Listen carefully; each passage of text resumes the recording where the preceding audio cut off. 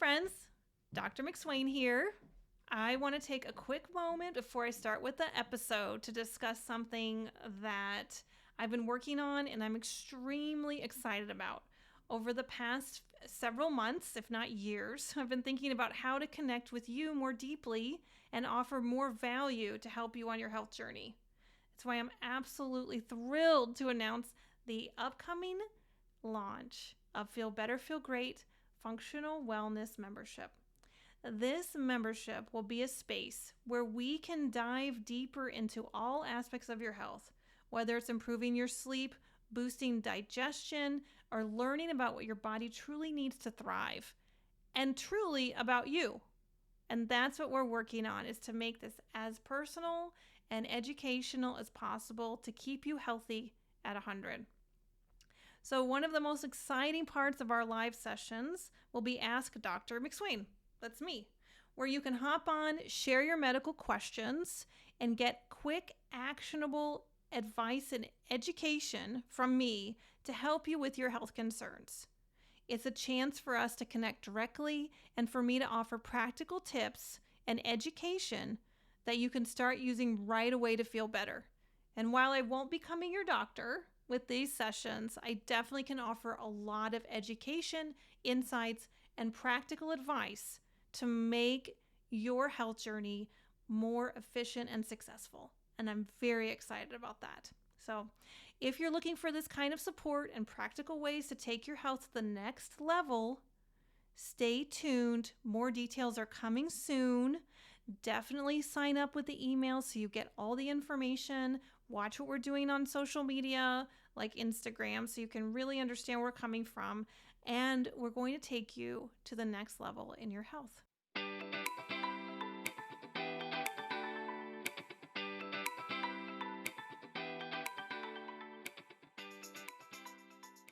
Today's episode is sponsored by Vitality Health RX Supplements. Whether you're an athlete, a busy professional, or just someone looking to prioritize health, Vitality Health RX has what you need. With premium ingredients and rigorous quality control, their supplements support your body's natural functions. Visit shopvrx.com and use code FEELGREAT15 for 15% off your first order. Thanks to Vitality Health RX for sponsoring this episode.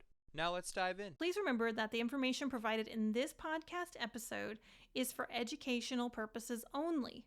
Always seek the advice of your physician with any questions you may have regarding a medical condition or health objectives. Today we're talking about joint pain. So that's something that affects millions of people. It can happen from an injury. It can happen from inflammation with arthritis. And it can happen with wear and tear of daily life, or what I call repetitive strain injuries. I'm not the only one to call it that, but I think it's a really important thing for people to understand that oftentimes the way they're moving every day and the way they're picking up their groceries, the way they're getting in and out of the car, the way they're sleeping can actually be that wear and tear that they can prevent and make their lives better. So I'm going to explore joint pain from an osteopath's perspective, sharing how osteopathic techniques can provide relief and support for joint health in the long term. The other day I was walking Nico and someone said, well, what's an osteopath? I said, that's a great question. Osteopath, right? Osteo is bone, path is problem or pathology. So are we, do we look at diseases of the bone? Not really. We look at the body from a function follows form perspective. And the bones are very much a part of that. So we are often seen as musculoskeletal specialists.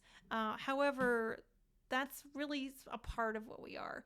And it's an important part of what I am and how I offer care to my patients, because I look at how form is predominant to function in many ways.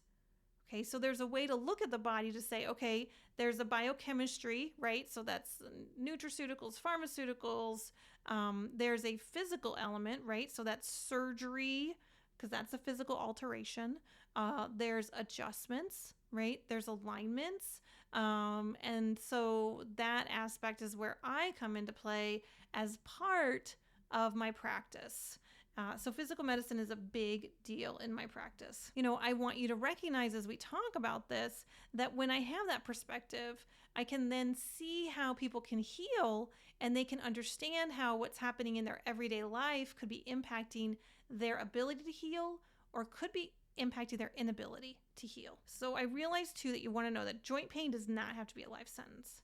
With the right approach, you can manage and even prevent joint pain naturally and holistically. So what causes joint pain?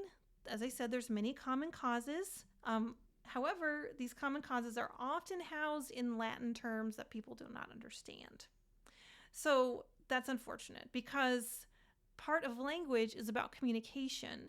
And I do believe, as a tangent, I should say this, because I do believe that it is to our advantage that doctors communicate in the charting with Latin, because Latin is a very important basis for a lot of languages.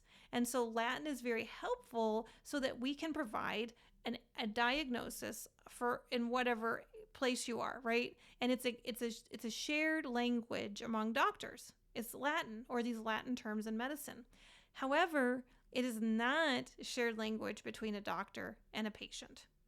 And so I often help people translate Latin into everyday words. And this is particularly helpful with joint pain, because a lot of times a medical diagnosis that's simply just a description all of a sudden becomes this end of the road like landmark, like I have arthritis. Okay, arth is joint. Itis is inflammation. It's probably not a genius that told you had arthritis if your joints felt inflamed. So if they were thick, swollen, you had less movement. That's inflammation, right? And that's happening in your joints. It is not the end of the road to say that, okay? You can't really get anywhere just saying, I have arthritis, and so that's it. Okay, well, I have rheumatoid arthritis. Okay, well, that's an autoimmune issue, right? Okay, well, I have psoriasis. Okay, also a conversation about how the skin is involved along with the other tissues around the joint to cause that and exacerbate that inflammation of the joint. So when we look at osteoarthritis, okay, we're saying bone inflammation.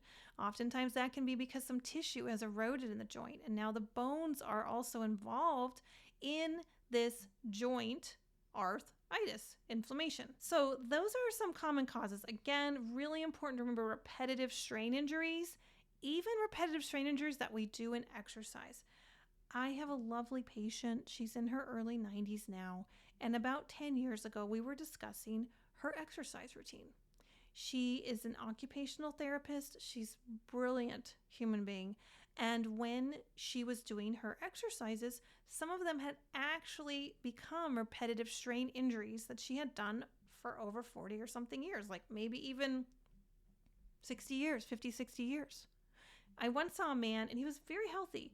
In World War II, he did his push-ups, and he kept doing his push-ups every day since World War II. I mean, that's a huge accolade.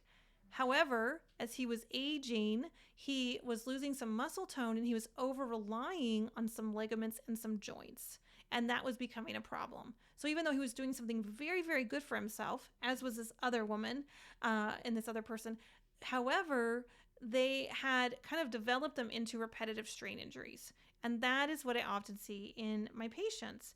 I would love for you to go to the episode about body types, because this is really important to actually kind of understand how your joint discomfort might be a reflection of the repetitive strain injuries based on different body types. These two episodes really integrate well. Obviously, we know that a joint can be an injury.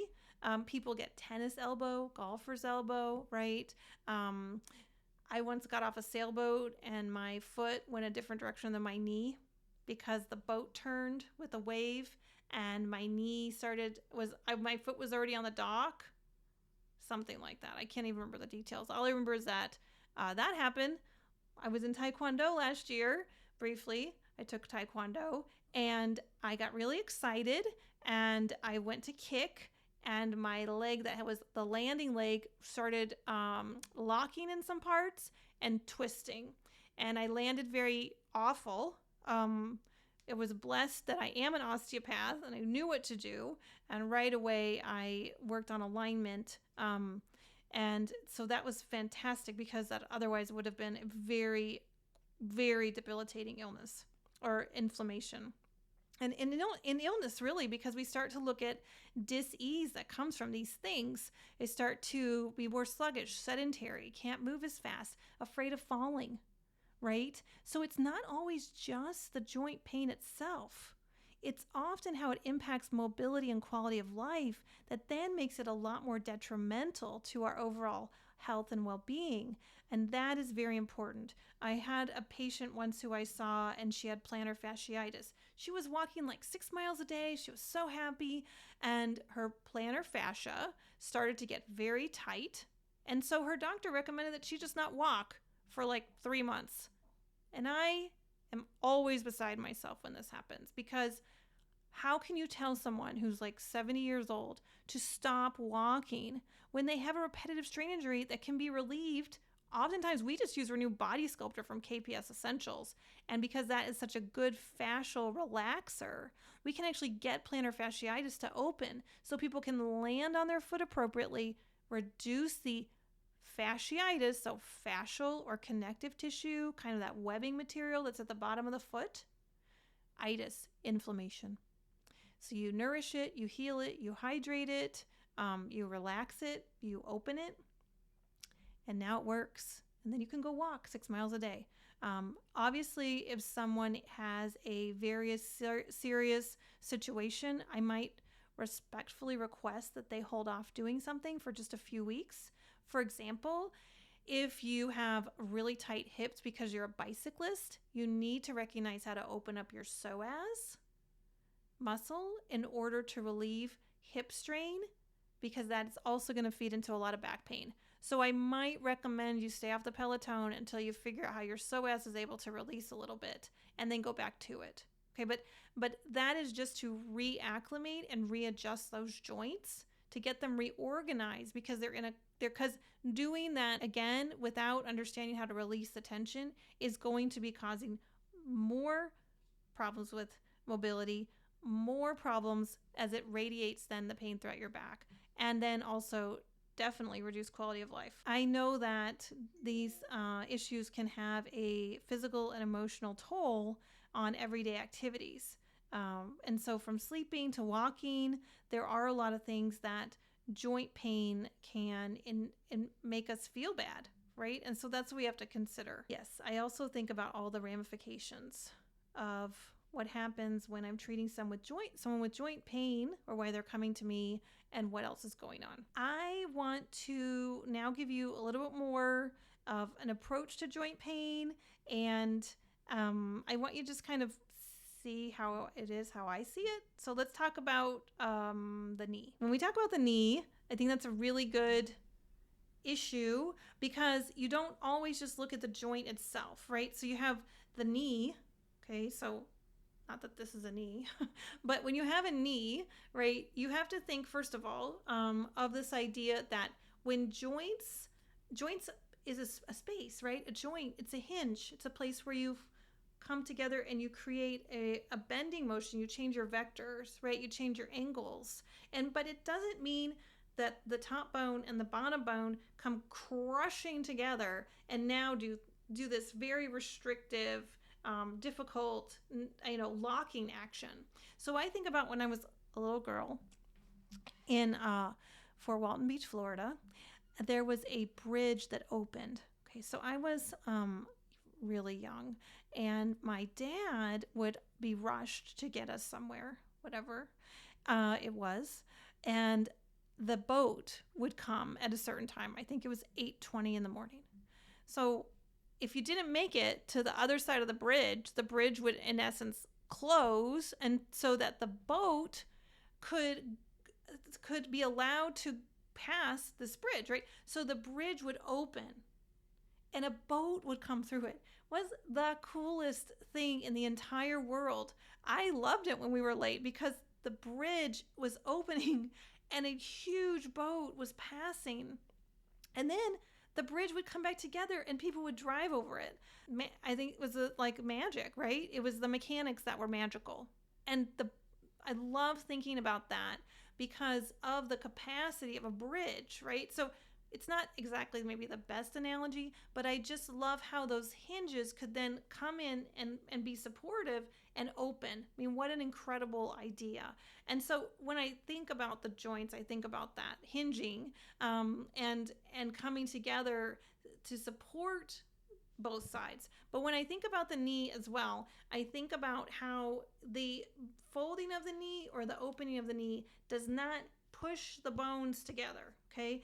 That maintains a gap, a fluid-filled gap, so that we can support the hinging dynamics. And then the other issue is, what are the surrounding ligaments and tissues around it that in the knee that actually then do not allow for there to be a fluid joint space because they are so tight. Now for the knee, that's a very obvious thing because the quadricep, which is a huge muscle, goes over the kneecap, right? And locks and ends on the other side of the kneecap. So now if the quadricep muscle is too short, that limits the joint space. Okay, what else? The hamstrings, same thing. They pass behind the knee, and the lateral hamstring attaches to the fibular head, which is that little bone in the lower part of your leg. So if that little bone head is attached to the hamstring on the back, if that is too tight, that little bone will be kind of jutted to the back of the knee space, and it gets stuck. And that's also why a lot of people can't walk sometimes, because the fibula has shifted back because the hamstrings are too tight. Really easy to fix. First, put that Renew Body Sculptor right at that owie spot, right on the outside of the knee. Okay, so then what happens? Well, the IT band, right? And everyone's IT band is tight. People use foam rollers, which on the IT band, which is difficult to fathom why. Because it's an aggravating event to tissue that is designed to stay hard and get harder if there's an aggravation. So the IT band goes over the knee on the outside. Well, what if the IT band is tight? It's aggravated. It keeps getting aggravated. It's getting over-relied on by the external hip rotator muscles, and it gets tight and it narrows that joint space. Okay, so now we see why there's a lot of other reasons kind of outside of the joint itself, even outside of those bones, that kind of stick the bones together and create friction. Then we lose some of the integrity of the ligaments, some of the supportive cartilage that's in there, some of the fluid, all right? And so as a result, we get joint pain, but the pain is actually due to something else. The other issue with the knee is that you have to look to the ankle, and you also have to look to the hip. Now, the ankle to me is phenomenal.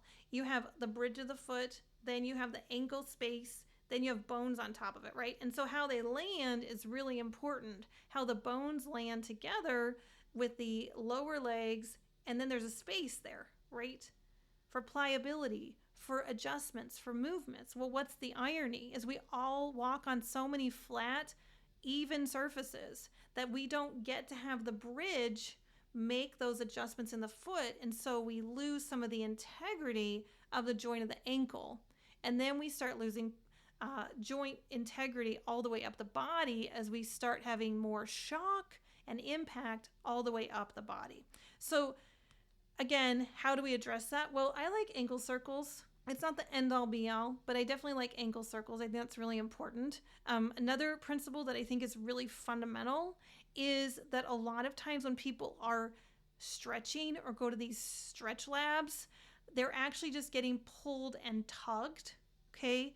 And a fundamental principle in working with the joints is to create the space. Figure out how you can actually have space there. So what is it that's restricting the space?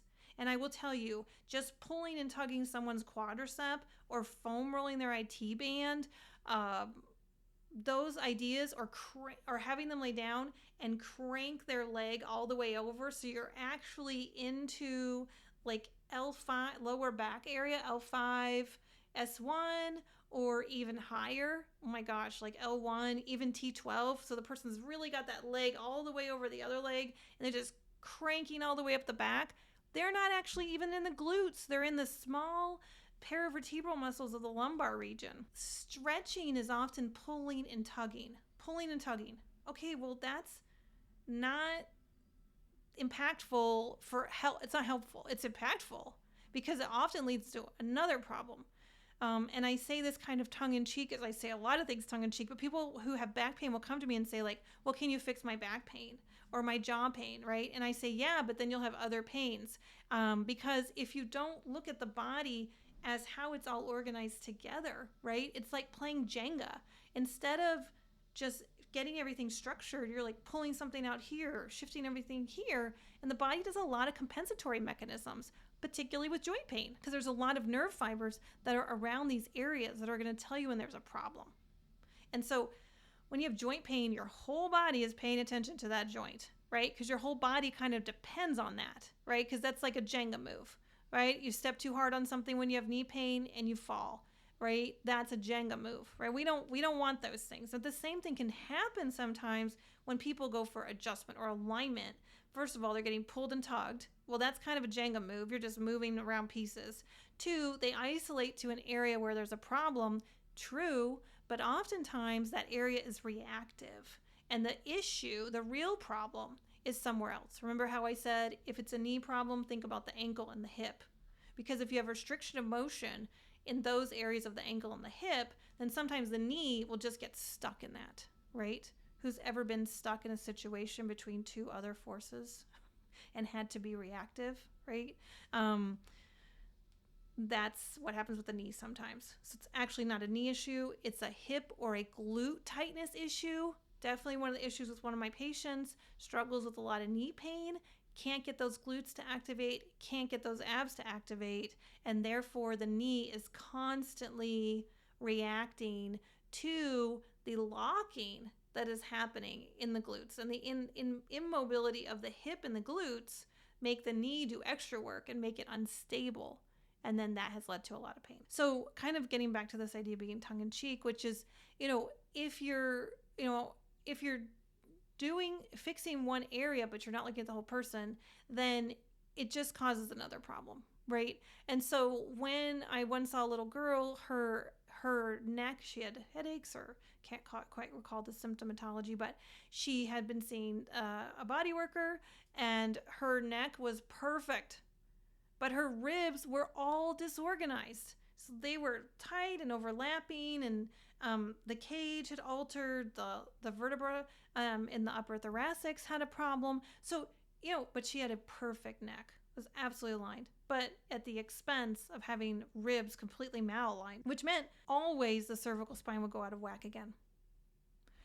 So if you're talking to someone and they're talking to you, particularly things like upper back, shoulders, neck, head stuff, actually need to start working on your hips, your glutes, your legs in order to align you so you can stack those joints up, get space in all the joints against that have to be shock absorbers against gravity. So get space in all those joints that have to work against gravity and have to provide the shock absorption from the ground up, right? And then you think about also weight bearing happens in the pelvis. So if the weight bearing is off, it's going to impact the joints above and below, right? So our core is a very interesting concept. And I'll kind of just wrap up with this part because the core is a very interesting concept. A lot of people don't know what the core is, and I've talked about it in previous episodes. I'll talk about it in future episodes. But it's so fascinating, right? That the core is actually kind of above the legs, right? We have these like legs, and then we have the core. The core is this anti-gravity element that's so critical to keeping space in the joints, to keeping mobility in the joints, and the hinge factor and the capacity of the joint to do things. Like even think about that idea about the joint being able to open, right, on that bridge, and a boat being able to come through. I mean, that's a crazy capacity for a joint of a bridge. It's just a really cool idea to think about what can your body actually do with the strength and the flexibility. And I do want to wrap up one point about the core and about stretching.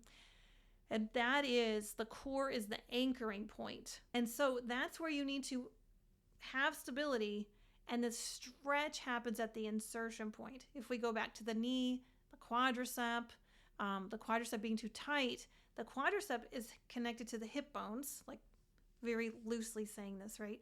And then it's the front of the thigh on the top, and then it goes over the kneecap and attaches to the bone called the tibia, and that's the lower part of the leg. So when we have the quadricep getting tight and short, okay, so long is strong, short is weak for a muscle, we need to anchor it at the hip, stabilize at the hip. That's actually what the glutes are for. And that's what we can do too when we're doing alignment and we're doing exercise and we're doing our own stretches. And then we actually stretch the quadricep past the kneecap, and we get that insertion point where it's inserted on the tibia to lengthen. So we anchor to lengthen the muscle fibers, as opposed to just pulling on the quadricep, which is often done when people stand and they just hold on to their ankle, they bend their knee, and then they just like move their leg all around. That is just pulling and tugging. But if you're actually thinking about how to anchor, one thing you can do is lay on the ground, bend your knees so they're so your heels are close to your glute muscles, right? So your hips are level, and then lift up your glutes, lift up your hips so you feel that length happening of the quadricep over the kneecap, right? You feel that length happening in the front of the thigh. That's the concept of anchoring at the core and then lengthening at the insertion point. And there's a lot of stuff I want to tell you, and this is why I'm so excited about the membership, because this is where in the membership I can actually help you with these things, understand them, show you all these details. And there's so much that I can offer you with that. So anyway, when we get into diet and nutrition, and not so anyway, it's really important. I'm really excited because the podcast has really changed my life. This is a little bit of a tangent. The podcast has really changed my life because it has continued to give me an opportunity to share with you what I know, what I can help you have a better life. And that means a lot to me. And the membership is going to make that feeling even better, stronger, and more connected. Let's get back to supporting joint health and lifestyle changes. Some dietary support of the joint. Obviously, different parts of our body need different nutrition elements. Dark leafy greens are important. Omega-3 fatty acids found in healthy fish. Turmeric is critical for joint inflammation. Collagen and cofactors like vitamin C that support collagen production. These different nutraceuticals often can be found in food, but they often have to be in higher amounts and also processed correctly so that you actually get the healing elements of the nutraceuticals in concentrated form. Some practical tips, obviously the things I mentioned, but other ideas: chicken bone broth has a lot of great support for collagen. Gelatin from Great Lakes Collagen, you can add that to soups, just dissolves very quickly. You might do that for 2 weeks, just once a day, maybe half a teaspoon once a day for 2 weeks. See what happens. But that gelatin is going to definitely support your body's collagen. So then we get into exercise and movement. I can talk about that all day long. And I think I've hopefully given you some really good examples so that you can recognize how to lengthen those quads, right? And how to actually open up those ankles with some ankle circles. Anywhere you have a moment, you can introduce these ideas. You don't have to set them as part of an exercise routine. You can spend a minute on the floor. You can shift your wrists for a minute, 30 seconds on each side. You can open the palms and release the palms. Don't close them, but open them, release them, and get them to a neutral place and a nice stretch, neutral and stretch. And that is again about finding the core, finding the anchoring point, and then extending, lengthening the insertion point. Other things that are critical, obviously hydration, because I can't say enough about hydration. And that's a very important point for all parts of our body. So when in doubt, hydrate, right? Find great water sources, add some things to your water that can help you. Use broths, use phytonutrient support. Just make sure you're getting as much hydration that's supported as possible. And we know that really helps the joints. So joint pain can obviously be very debilitating. I love being an osteopath. I love the fact that with alignment, we can improve function. It's just a fantastic idea. We use our body's musculoskeletal system to actually help the rest of our body be better, be healthier, work better, get better circulation, remove waste and fluid, right? Open up areas throughout the body, be it the diaphragms, right? Be it the vertebral spaces, right? Be it all the joints in the fingers, the toes, the muscles around the eyes. Everything can just open and create a place of peace and calm in the body. That's how we're designed. I thank you so much for joining today. I really feel like these are the conversations that can help keep us healthy at 100. And now with the membership, we have so much more to offer you with these conversations. Please like, subscribe, share. Please share this with someone. We all know someone who has joint pain and has tried for maybe days, months, years to find someone to help them with information. And I would definitely like to be that person for them. And we welcome all of your feedback. Again, find a place where you can submit your email so that we can start sharing this information with you, start getting you and your family healthier, stronger, and happier. Thank you.